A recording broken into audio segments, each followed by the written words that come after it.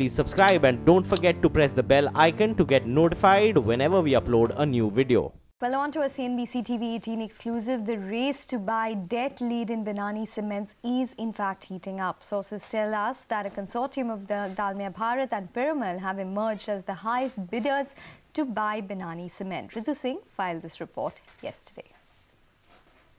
Dalmia Bharat, in a consortium with Piramal Bain's India Resurgence Fund, has emerged as the highest bidder, or what banks call H1, as far as Binani Cement is concerned. This race was very closely fought.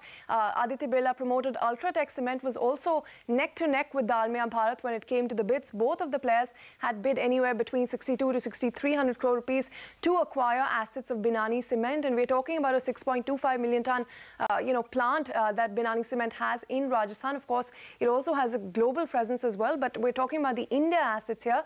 Now, do remember that there were several rounds of bidding for Binani Cement since it was taken to the NCLT last year by Bank of Baroda. Earlier, the bids had failed, and in the last round, IDBI Bank had also come in as a new lender in the consortium because of the corporate guarantee exposure that they had to the company. And with this fresh round of bidding, we understand in today's meeting, banks have declared Dalmia Bharat as the lead bidder. So negotiations will continue with them, and then the proposal will be taken to the NCLT for final clearance.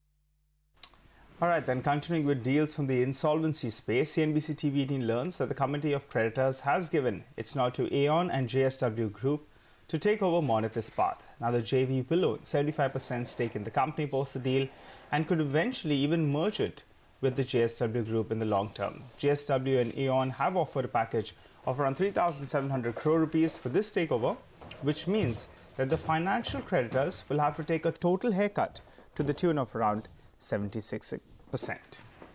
Well, moving on then from the insolvency case, the board of Fortis will be meeting today to declare its pending second as well as third quarter earnings.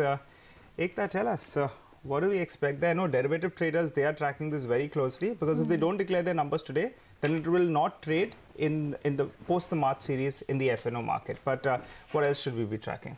Well, that's exactly what you mentioned, that whether or not they are going to release their Q2 and Q3 numbers. Now, remember that the Q2 numbers are pending all the way back since the 14th of November. Yeah. And the Q3 numbers are pending all the way back since the 13th or 14th of Feb. So, this particular board meet is very crucial in order for them to release their numbers, one, and two, the auditor's report would be most important, because remember that there were reports which had emerged that Deloitte had basically, the auditors had refused to sign on the audit on the numbers in particular. Plus, there was that entire report of whether the promoters have in fact siphoned off around 500 crores from Fortis or not. So the auditor's report, besides the numbers, would be very, very crucial this time round. The numbers won't matter that much. It will be the auditor's details which would be the most important thing to watch out for. And hence, that's the reason why we would be watching Fortis very closely in today's trade. Whether or not they push the numbers, nobody knows. But that would be important from an FNO perspective, like you mentioned, because then they won't be in the next series. Absolutely. As we were just, on a lighter note, it's you go out there, you give your exams. The marks don't really matter, but at least go out there and appear for the exam. So that's really the stock that we'll be watching out for in today's trade itself. But moving on then, in terms of macros, India's third quarter GDP number, that will be reported later today. A CNBC TV18 poll suggests the number to come in at around 6.82%. Lata joins us early this morning to run us through what can we expect. Hi Lata, good morning. Good morning, Nigel. It's actually Ekta's poll, and as she points out, it's 6.82. That's the estimate for the current 6.8 actually on an average compared to 6.3. Now, as quarter-on-quarter comparison in GDP is always wrong, because Q2 is monsoon quarter. Nothing happens in Q2 in India. Cement doesn't function, construction, sugar, mining, thermal power. There are a whole host of things that are not at all functioning.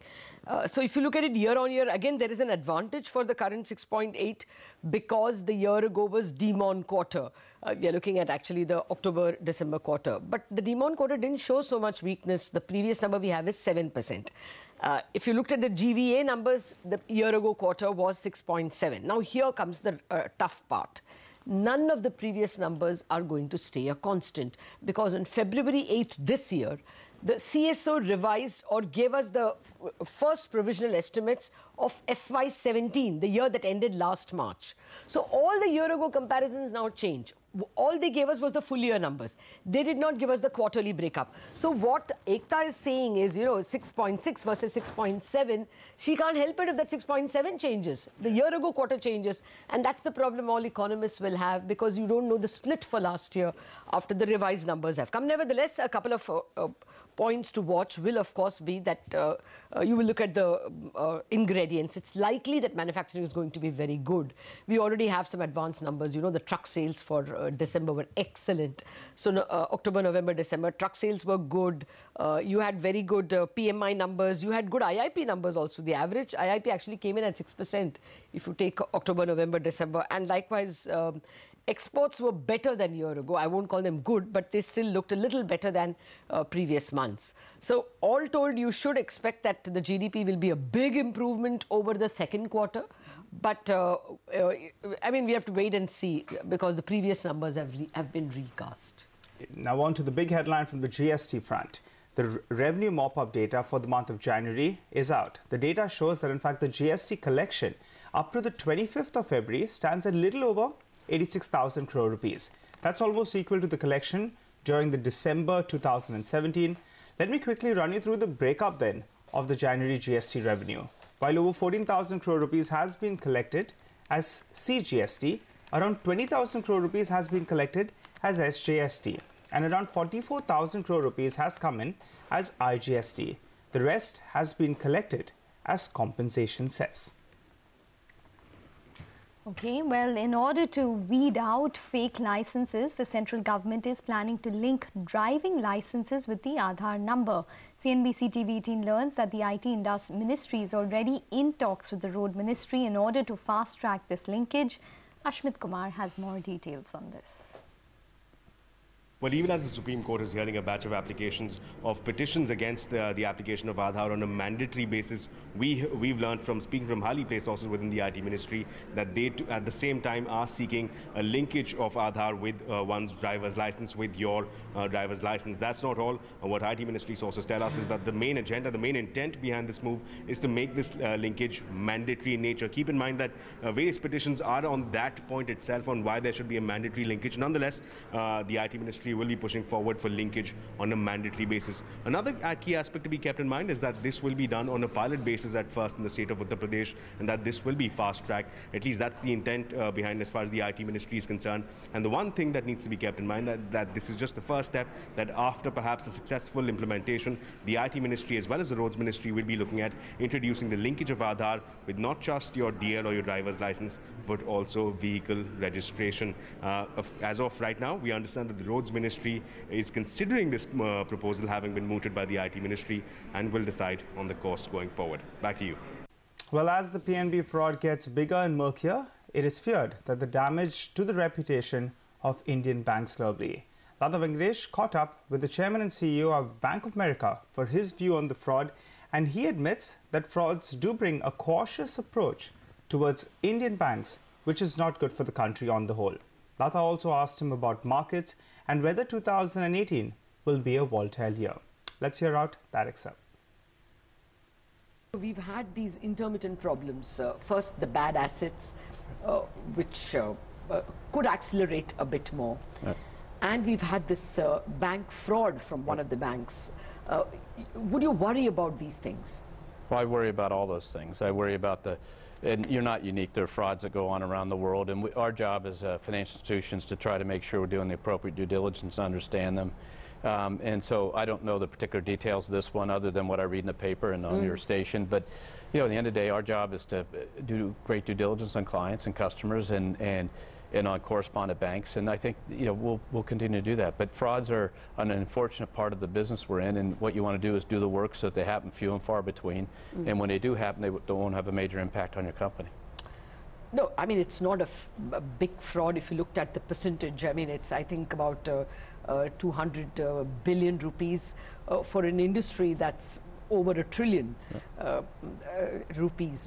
I mean, would you say that this is one-off, or what do your clients tell you? Are they worried about any part of Indian banking?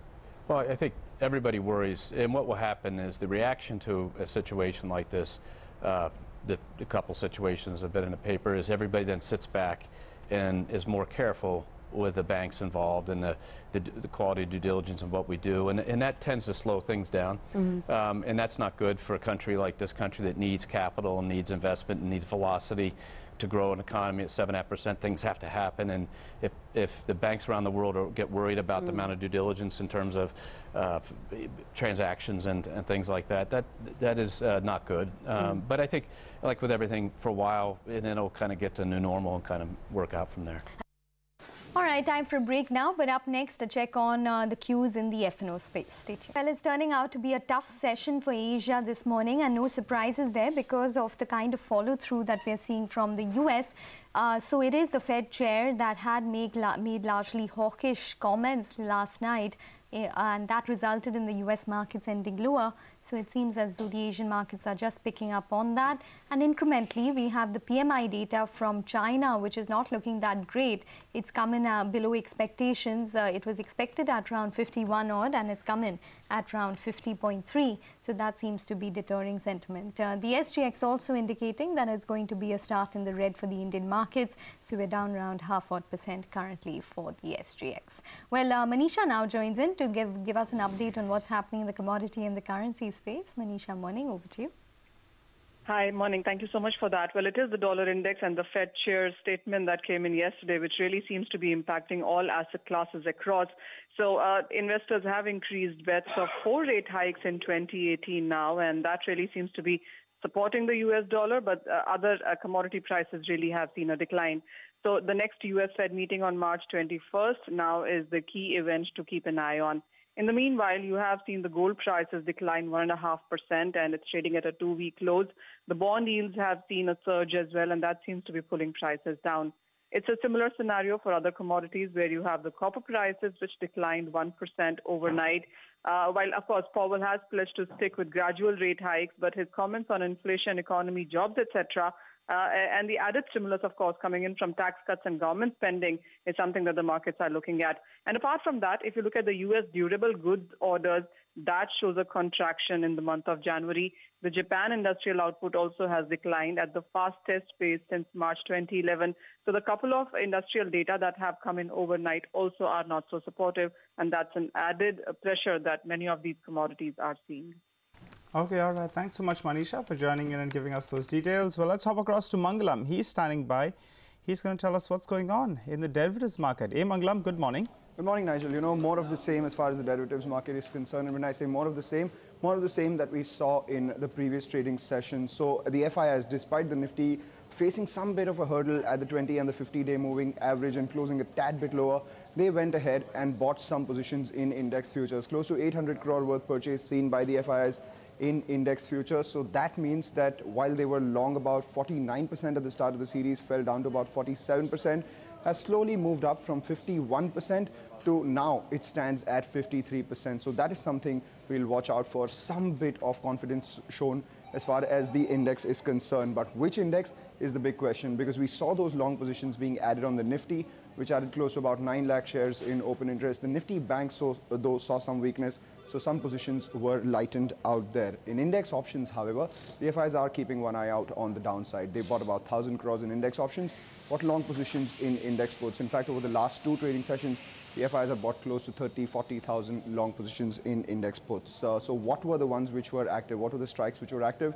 The 10,700 call has the maximum open interest, so that is something we'll watch out for. Yesterday, we saw some writing out there for a premium of 76 rupees. Also, the 10,600 call saw some writing for a premium of 121 rupees. So that means 10,650 above could be a bit of a resistance zone if at all we do go higher than that. But at the lower end, there is a lot of support, because while the FIs bought a lot of puts, also as compared to the writing in options, we saw more puts written than more calls. So the 10,400 put, that one saw about 4 lakh shares being added for a premium of 88 rupees. Now the stocks, the ones that were more notorious in yesterday's trading session were all the PSU banks. So fresh shots added on a lot of those PSU banks. We had the top of the list. We had Punjab National Bank down about 13% in yesterday's trading session.